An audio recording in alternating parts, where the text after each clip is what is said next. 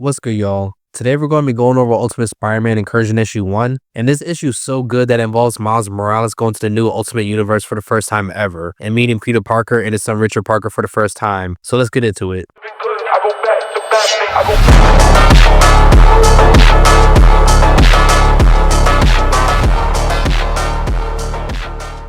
To start off the issue, we take a look at Miles in his Vibranium suit given to him by Black Panther, and I'm so glad he still has it. Out of all the other suits Miles wore throughout the years, this suit is one of my favorites. A way better upgrade than this suit right here in my opinion. During the swing, we see a journal entry from Miles reflecting on his life on Earth 616. He does admit that he doesn't remember much about his old life in the original Ultimate Universe, Earth 1610, and to be honest, that's probably for the best considering what he went through in his old comics. Miles then mentions that he's been on a long journey. It feels like he can adapt to anything at this point. And if you think about it, it makes sense. Miles has been through so much since his arrival on Earth 616 after Secret Wars. He's traveled through the multiverse countless times, was tortured by a psychotic AI known as the Assessor, met Earth 616's version of Miles Morales, who turned out to be evil, and he went through his own Clone Saga. Oh, and to add on to that, he even became a vampire thanks to Blade, who was possessed at the time during the Blood Hunt story arc. Keep in mind, I'm just scratching the surface of what Miles has been through after moving to Earth 616. We then see a few panels, and the first one shows Miles remembering the Molecule Man, thanking him for the burger, and saying he owed Miles a favor. For those who don't know what that favor was, he's actually the one who moved Miles to Earth 616, and gave him a new life there.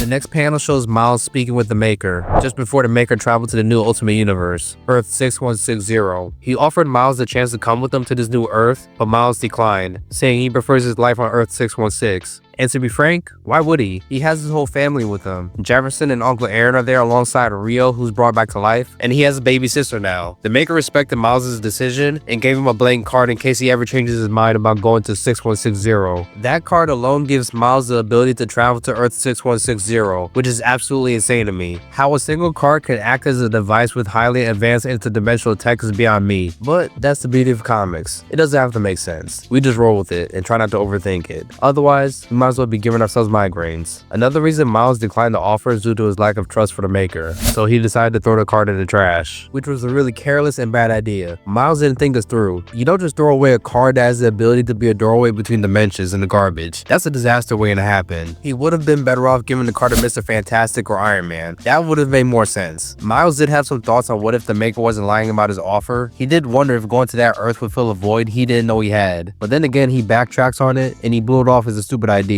After putting Billie in her crib and walking out of her room, not even 5 seconds pass before Miles' spider sense goes off. He rushes back in and sees Billie reaching for the interdimensional card. She touches it and a gateway opens. Billie goes through it and Miles quickly follows. He activates his Vibranium suit as he chases after his baby sister, but he's instantly cut off. Billie lands in what appears to be a forest where a mysterious figure discovers her. The scene then cuts to Peter of the Ultimate Universe alongside his son Richard. Both of them witness random portals opening in front of them, and a spot appears before them. For some reason, my mind automatically went to the spot from across the Spider-Verse, and I thought the spot we see here was the same guy when I read this. I don't know why I thought about that. Imagine if he was the spot from the movie. That would be mind-boggling. It would be really cool if the 6160 Ultimate Universe is one of the dimensions he traveled to in that scene where Gwen goes to investigate his safe house after the explosion before her and Miles go to Spider-Man India's dimension. But he's not, since he mentioned Stark. It could have been Tony or Howard he's talking about, but that doesn't matter. Both the Spider-Men have a hard time trying to land a punch on him until they're caught off guard by the sudden appearance of Miles coming out of the portal and kneeing the spot right in the face, treating him like the villain of the week.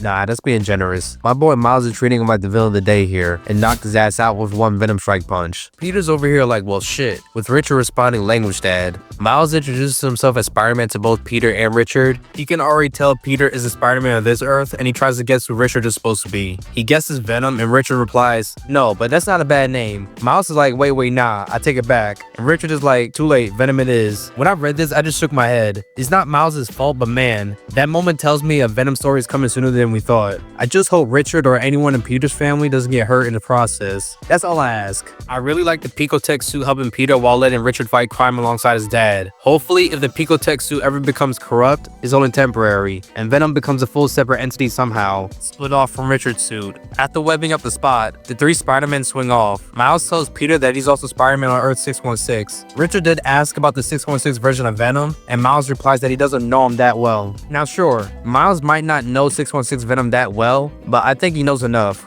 Honestly, I get the feeling Miles is holding back info from Richard to keep him from going down the same path as Eddie Brock. He doesn't want Richard and Peter to start speculating or overthinking what might happen if the Picotech suit goes rogue. That kind of worry will create major tension, and since it's not even certain that it will happen, why bring it up? What would y'all do? Would you guys or girls bring it up? I don't think I would if it's not necessary, to be honest. Miles cuts the multiversal talk short, saying it gets old real fast, and he's not lying given his experience. During the search, Richard is geeking over Miles, saying how perfect it sounded when Miles introduced himself as Spider-Man, praising the smoothness of his web swinging, and marveling at how easy Miles defeated the Spot. Peter mentions that it mostly comes from experience, prompting Richard to agree. But I think that stung Peter a bit, especially when Richard compares Miles' age to theirs, pointing out that Miles is definitely younger than Peter, and basically calling Peter old. That's just a part of life. Everyone at least once in their life called their parents old. And don't cap, you guys and girls most likely did it too. I don't have kids yet, but I definitely remember calling my parents old. For those of you that have kids, you most likely heard your kid or kids say that you're old already. It's gonna happen one way or another. And it's funny how that cycle keeps on going on and on in each generation. Now that I think about it, Miles should be 19 to 20 years old by now, based on comic book logic. Unless of course he's still stuck at being 18, which isn't that much of a stretch in comics. Showing a bit of jealousy, Peter argues that he's a pretty good Spider-Man himself, especially considering he hasn't even been Spider-Man for a full 2 years yet, and that he has a family to spend time with. To his credit, those are valid reasons. Richard calls him out for being weird, and of course Peter denies it, but then immediately reveals just how jealous he really is, saying it's weird that he's not Richard's second favorite Spider-Man. He playfully questions who Richard's favorite father figure is, jokingly mentioning Uncle Ben, Richard's English teacher, and even a college student who used to babysit Richard when he was younger. This is peak characterization for Peter right here. He's joking but not joking at the same time. The Spot escapes and Miles shuts him down real quick with a 2-hit combo and continues with the search. Richard is completely amazed at this point, while Peter continues trying to brush it off like, yeah, I guess it's alright. Yeah, Peter's definitely salty right now. The next few panels show each member of the Illuminati being notified about Miles' arrival, but they don't realize it's Miles. Instead, they think it's either the Maker has returned, is some powerful weapon, a message, or possibly an agent of the Maker, since the teleportation signature is identical to the Maker's. Have I mentioned how good this run has been so far? No? Well, it's freaking good. We already know Miles is going to be in this universe longer than expected, but now I'm wondering just how long he'll actually be there, especially since he'll soon have way bigger problems to worry about than finding Billy. He just has no idea yet how much danger he's truly in. Meanwhile, the Ultimates also detect the same teleportation signature. Tony thought the Maker finally returned, but Dr. Doom disagrees and gives a funny yet a good ass reason on why it's Dr. Maker. If it was, they will all be dead by now, which,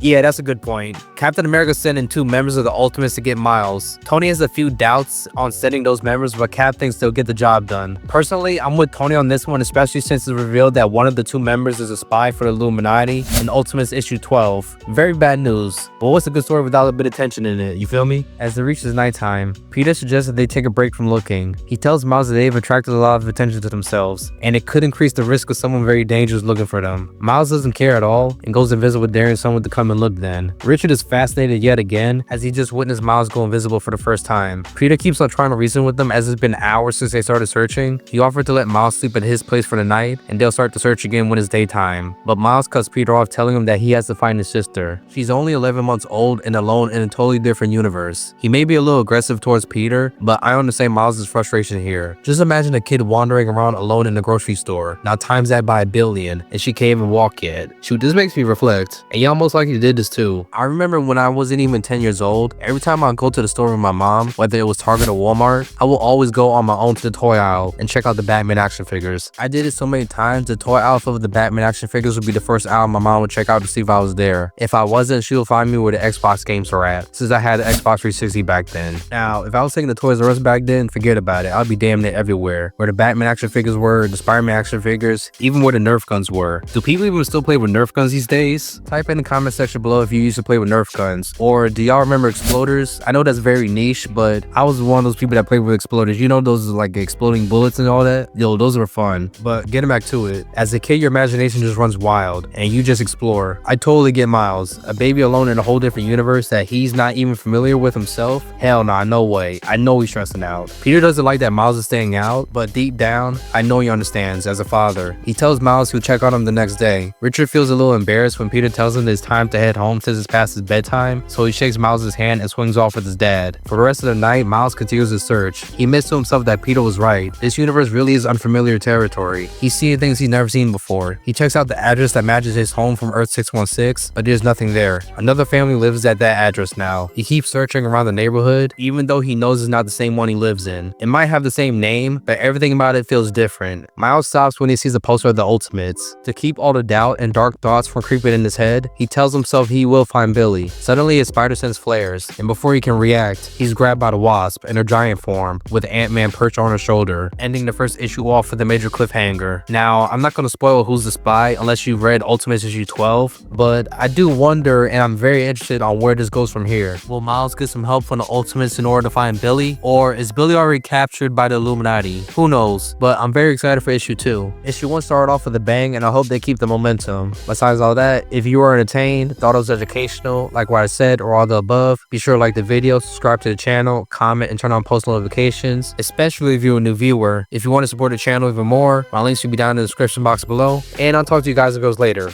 Peace.